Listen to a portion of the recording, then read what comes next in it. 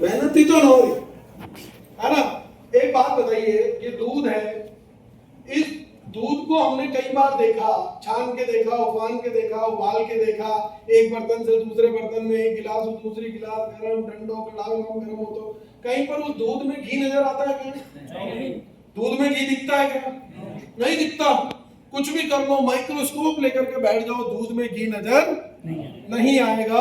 और मजे की बात ये है, जो कहीं नहीं दिखता फिर भी उसी दूध में से मेहनत करते हैं तो घी निकल करके आता है कि नहीं आता है? अब दिखता तो कहीं नहीं है, पर मेहनत करते हैं तो आता है। ठीक उसी प्रकार से मेहंदी हमने लगाई, उस मेहंदी में कुछ भी कर लो, कहीं लाल रंग नजर नहीं आता, पर मेहनत करते हैं तो लालिमा निकल करके आती है। आती है कि नहीं आती है? ये फूल हमने देखे, इन फूलों को आप तोड़ के देखो, मरोड़ के देखो, मसल के देखो, कूट लो, चटनी बना लो, खाई कर लो, पर इसमें साला कहीं शहद नजर आता है क्या? शहद नजर आता है क्या? पर मेहनत करते हैं तो शहद उसी में से निकलता है कि नहीं निकलता है? उसी में से निकलता है। ठीक उसी प्रकार से आपने अपने आप को कई बार देखा होगा, आगे से देखा, ऊपर से देखा, नीचे से देखा, पीछे से देखा, तब अपने घर वाले की नजर में देखा, अपने बच्चों की नजर में देखा। हो सकता है आपको कामयाबी नजर नहीं आई, और हो क्या सकता है नजर आएगी नहीं। तोड़ लो, मरोड़ लो, जो मर्जी कर लो, आपको आपके अंदर कामयाबी नजर नहीं आएगी, पर वो कामयाबी आपके अंदर छुपी हुई है। बस मेहनत करेंगे तो निकल करके बाहर आएगी। वो कामयाबी आपके अंदर है। मेहनत करने से, मतलब कामयाबी की कहानी बिना मेहनत की स्याही के लिखी नहीं जा सकती है ना जी? बात समझ में आ रही है? और तब से मेरे को जब से ये समझ में आया, तो ये मेरा दिसंबर महीने का टूर बता रहा हूँ आपको, 15 दिन का ये टोटल टूर, घर से 15 दिन लगातार बाहर रहा, और चालू हुआ द्वारका से, खत्म हुआ उड़ीसा में। भारत का एक कोने से दूसरा कोना, 4 धाम में से 2 धाम, द्वारकाधीश से चालू हुआ, जगन्नाथपुरी में खत्म। ये मेरा जो है आप देखेंगे जनवरी महीने का टूर है, तो लगातार कई दिनों का ये भी टूर रहा। ये फरवरी महीने का टूर, वैलेंटाइन डे के दिन घर से निकला 14 फरवरी को, 15 फरवरी नागपुर, 16 का किनारा, 16 में फ्रेंड्स बीट पटना, 17 का किनारा, 18 जादवपुर, 19 भीलवाड़ा, 20 किशनगंज, 21 बिहार, 22 पूर्णिया, फिर बुनियादपुर, फिर मालदा, फिर 23, 24, 25 लगातार, 18, 19, 20, 14, 15, 16, 17, 18, 19, 20, 21, 22, 23, 24, 25। इसका मतलब समझ में आ रहा है? इसका मतलब ये होता है कि दिन भर मीटिंग लेता हूँ, यहाँ से निकलते ही एक गाड़ी में बैठता हूँ, दूसरे स्टेशन पर जाता हूँ, सुबह नहा करके स्टेज पे चढ़ता हूँ, मीटिंग लेता हूँ, फिर वहां से ट्रेन में बैठ जाता हूँ, फिर ट्रेन में बैठ करके अगले स्टेशन, कहीं पे फ्लाइट पकड़ के अगले स्टेशन, और कई कई दिनों तक ठीक से पलंग पे सोने को नहीं मिलता। पर फिर भी मैं वो मेहनत कर रहा हूँ, क्योंकि मुझे पता है साला मेहनत करूंगा, आज डायमंड नजर नहीं आएगा, पर मेहनत करूंगा तो निकल करके बाहर आएगा, ये मुझे पता है। ये कौन है? क्या लगते हैं मेरे? आपको लगता है, आपको नजर आ रहा है मेरे पिताजी, और मेरे को नजर आता है मेरा टारगेट, मेरा लक्ष्य। और मुझे ये बात गंभीरता से पता है, गंभीरता से पता है कि मैं जिनके जैसा बनना चाहता हूं, मुझे उनके जैसी मेहनत भी करनी पड़ेगी, तो मैं उनके जैसा बन सकता। तो जिसके जैसा आप बनना चाहते हैं, उनके जैसी मेहनत आपको भी करनी होगी। अब आप सोच लो, आप किसको आदर्श मान करके आए हैं, किसको अपना आइडल मानते हैं, किसके जैसा आप बनना चाहते हैं, किसके जैसा आप ड्रीम रखते हैं। अगर मुकेश कोठारी सर जैसा आप बनना चाहते हैं, तो मुकेश कोठारी सर वाली मेहनत करनी पड़ेगी। आप तैयार हैं? yes! और अगर किसी को हराना चाहते हैं, तो आपको फिर मेहनत उनसे ज्यादा करनी पड़ेगी। बात समझ में आ रही है? तो मैं बस इस बात को गंभीरता से समझता हूं, और इसीलिए इस मेहनत से घबराना छोड़ दिया। अब मुझे आप कह दो कि सर 3 ट्रेनें बदल के वहां पहुंचना है, पहुंच जाऊंगा। स्टेशन पे जाना है, अटैची उठानी है, अलग अलग प्लेटफॉर्म पे दौड़ना है, करना है, कर लूंगा, क्योंकि मुझे पता है यार यही तो कामयाबी का रास्ता है। बात समझ में आ रही? अच्छा, आप लोग अभी जी रहे हो रियलिटी के युग में, और जब आरसीएम शुरू हुआ था तो उनके पास रियलिटी नहीं थी, सिर्फ सपने थे, ड्रीम थे। उनके पास दिखाने को 1 लाख रुपए का चेक नहीं था। अरे पहले साल दिखाने को रॉयल्टियां 4 थी। उनके पास कोई बंगला नहीं था दिखाने को, उनके पास कोई गाड़ी नहीं थी, सिर्फ सपने थे। और एक प्रोडक्ट हुआ करता था, वो सपनों के दम पर यहां तक आ गए। आपके पास 450 से ज्यादा प्रोडक्ट है, दिखाने को लाखों करोड़ों रुपए के स्टेटमेंट है। देखिए पिछले साल आए होंगे अप्रैल में, पिछले महीने सॉरी, फेसबुक व्हाट्सएप पे स्टेटमेंट फॉरवर्ड हो रहे थे लोगों के, 25 लाख 50 लाख आ रहे थे कि नहीं आ रहे थे? आपके पास हकीकत में दिखाने को मर्सिडीज, ऑडी, बीएमडब्ल्यू जैसी कारें, आपके पास दिखाने को 500 से ज्यादा प्रोडक्ट है, इतना ट्रेनिंग सिस्टम है, इतना सब कुछ है। वो सपनों के दम पर यहां पर आ गए, और हमसे हकीकत में देखे हुए भी हमारी नींद नहीं उड़ रही है। हमारे सामने कोई लिए जा रहा है, हमारे सामने सब कुछ हो रहा है, तो क्या हम कमजोर हैं?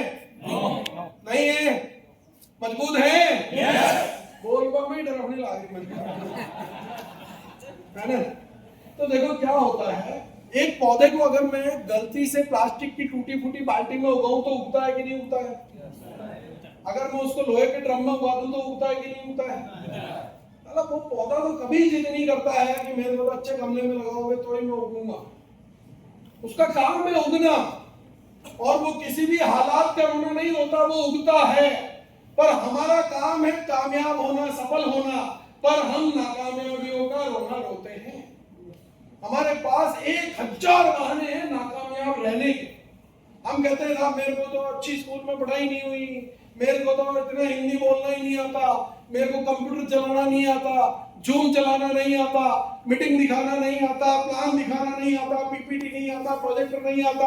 अरे यार 1000 बहाने। कईयों को प्रॉब्लम है मेरी अपलाइन ठीक नहीं, वो जैसा मैंने बताया ना कि सब कुछ दुनिया में सब जगह प्रॉब्लम है, कुछ नहीं तो भगवान में प्रॉब्लम है। खुद की प्रॉब्लम नजर ही नहीं आती। रोना आता है केवल कि नाकामयाब होने का रोना, क्या रोना, कामयाब होने का।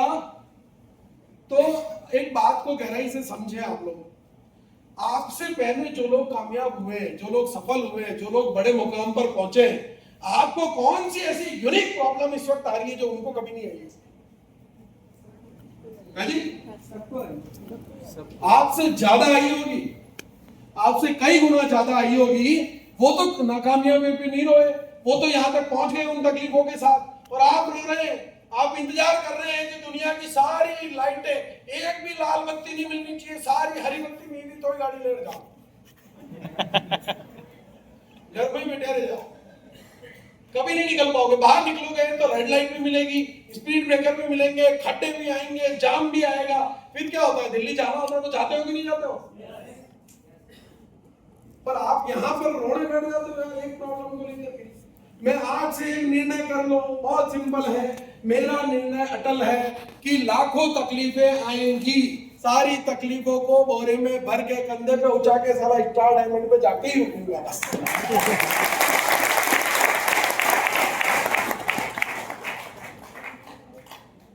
ये क्या है जी?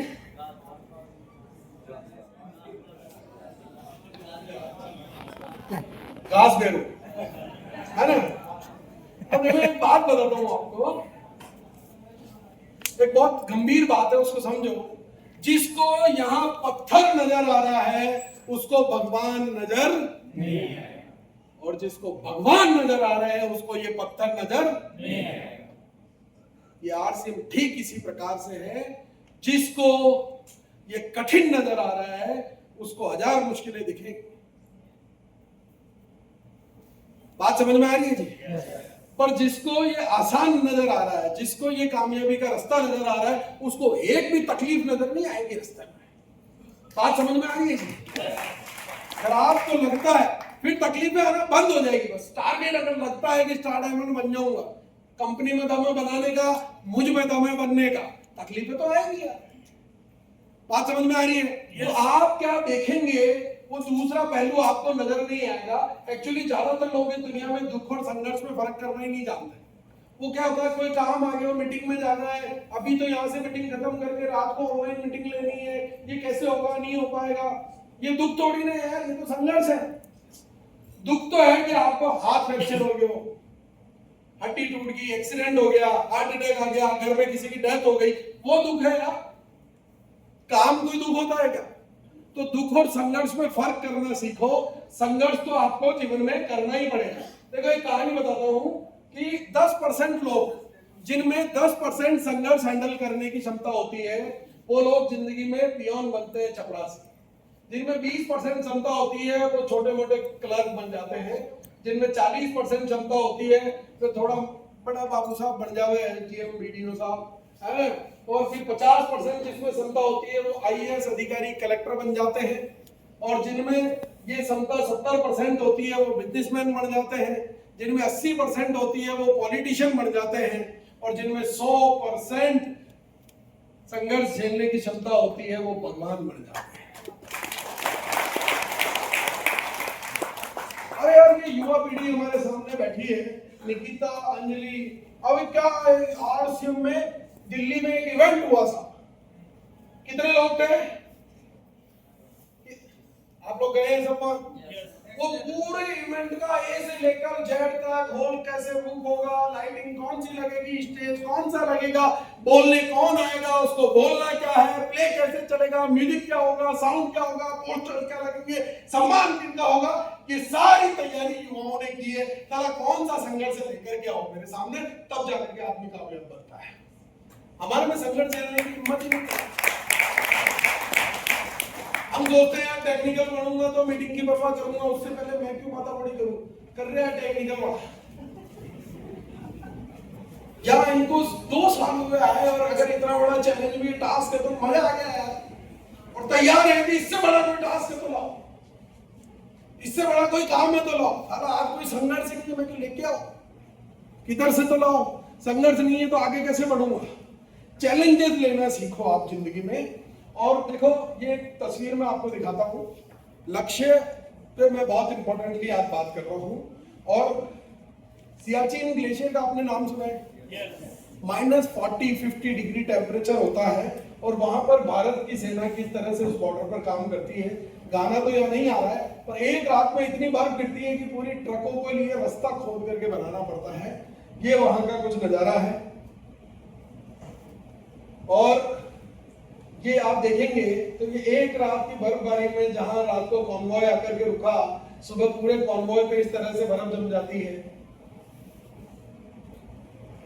-40 डिग्री, जहां आदमी की सांसें तक जम जाए, जहां देखो आप इतने बर्फानी तूफान चलते हैं और आदमी का ब्लड तक जम जाए शरीर का।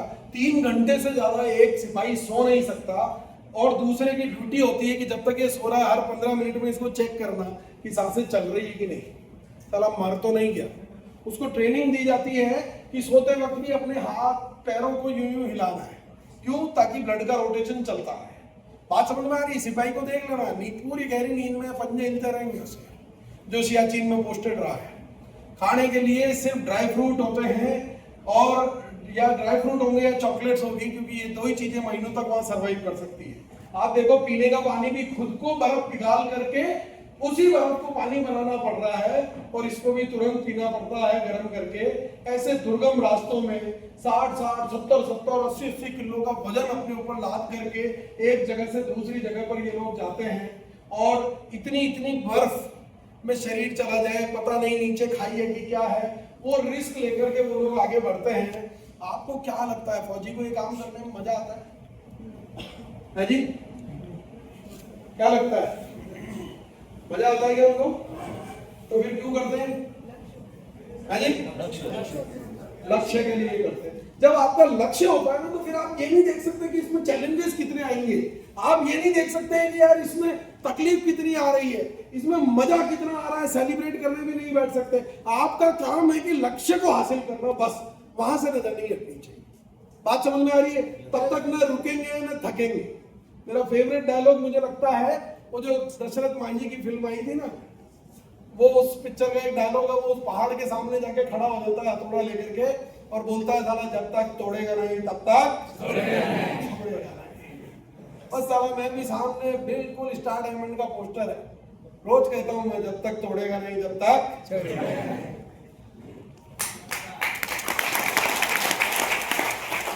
तो लक्ष्य के लिए कोई काम, कोई तकलीफ नहीं होती, लक्ष्य लक्ष्य होता है। मैं अगर आपके किसी के हाथ पे कट लगाना चाहूं तो कोई लगवाएगा क्या? नहीं लगवाएगा। पैसे दे दूं 2-5 हज़ार तो लगवा लेगा। अच्छा चलो मैं अब एक बात बताता हूँ, मान लो आपके हाथ की हड्डी फ्रैक्चर हो गई और डॉक्टर ने कहा मैं रोड डालनी पड़ेगी, फिर क्या करोगे? कट लगवा लोगे। पैसा कौन देगा? अभी 1 मिनट पहले तो आपको पसंद नहीं था, मैं पैसे दे रहा था तो भी नहीं लग पा रहा है, और अब खुद पैसा देके क्योंकि हाथ ठीक करना है तो आपको पता है कि यार कट लगा दो है ना। इतनी बड़ी प्रॉब्लम नहीं है यार डायमंड बनना, बात समझ में आ रही है जी। पर हम फिर भी क्या करते हैं, कुछ काम हम इसलिए नहीं करते क्योंकि यार जो तो मन पसंद हो रहा है। सुबह जल्दी उठना तो मुझे अच्छा नहीं लगता, किताब पढ़ना अच्छा नहीं लगता साहब, मैं तो किसी को ना प्लान ना दिखने आऊंगा, ये यूएलपी मेरे समझ में नहीं आ रहा है, गुरुकुल तो बिल्कुल ही ऊपर से जा रहा है ना। और ऐसे तमाम प्रॉब्लम है। आज से आप एक बात समझ लो कि अगर आपको डायमंड बनना चाहते हो तो ये जितने भी काम लिखे हैं ये आपके लिए करना जरूरी नहीं, कंपलसरी है। बात समझ में आ रही है जी। आज से कभी मत कहना कि प्लान दिखाना अच्छा नहीं लगता। Home meeting, seminar, webinar, academy, anniversary, zonal, ULP, Gurukul, ये सब आपके लिए कंपलसरी है ना। अब ये कई बार क्या होता है, आदमी बनना तो सपना तो डायमंड का है, किसका है जी? हाँ सपना ही है वो, मैं लक्ष्य नहीं बोलूंगा, सपना है। लक्ष्य वाले तो कोई दिख नहीं रहे, जिस दिन दिखेंगे मैं बोलूंगा कि हाँ तुम्हारा लक्ष्य है, बाकी तो सपना है। और वो जो सपना जिनका होता है ना डायमंड बनने का, वो क्या, वो कैसे होते हैं बताऊं आपको। एक छोटी सी चीज को भी वो छोड़ते नहीं है, उनको हर चीज की बारीक डीप नॉलेज होती है, हर चीज के बारे में पता होता है, और हर काम को वो खुद पर्सनली करते हैं, हर ट्रेनिंग को वो कंप्लीट करते हैं, हर चीज के बारे में सीखते हैं, हर टूल को पढ़ते हैं, है ना। और हम कोई कई सारी चीजें तो हम रॉयल्टी पे छोड़ के बैठे हुआ अच्छा ले तो कहीं फर्क पड़ जाएगा। ओ गुरुकुल नहीं है, कोई नहीं गुरुकुल नहीं सुन रहे हो तो क्या धंधा नहीं किया इतने साल है, हो रहा था कि नहीं हो रहा।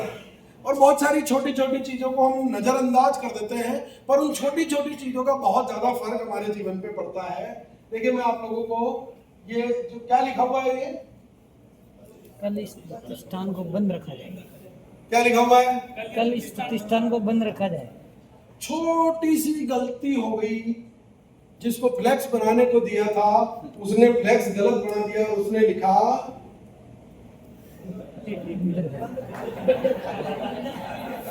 कल इस प्रतिष्ठान को। गलती कितनी सी और पूरी जिंदगी के मायने ही बदल गए। बात समझ में आ रही है? ये क्या लिखा हुआ है? 1 लाख। और ये क्या लिखा हुआ है? 1 बिंदी से इतना फर्क पड़ जाता है 99,999 का। और आप सोचते हैं कि कोई एक काम मेरे को नहीं आता तो क्या फर्क पड़ गया, नहीं आता, ठीक है। बात समझ में आ रही है जी? yes. तो जिस खेल में आपको खेलना है उस खेल के खिलाड़ी बनो। और आरसीएम अभियान में पैसा कैसे आता है, आप इस गणित को सीखते हैं। एक बात बताता हूं आपको, कैसे आता है पैसा।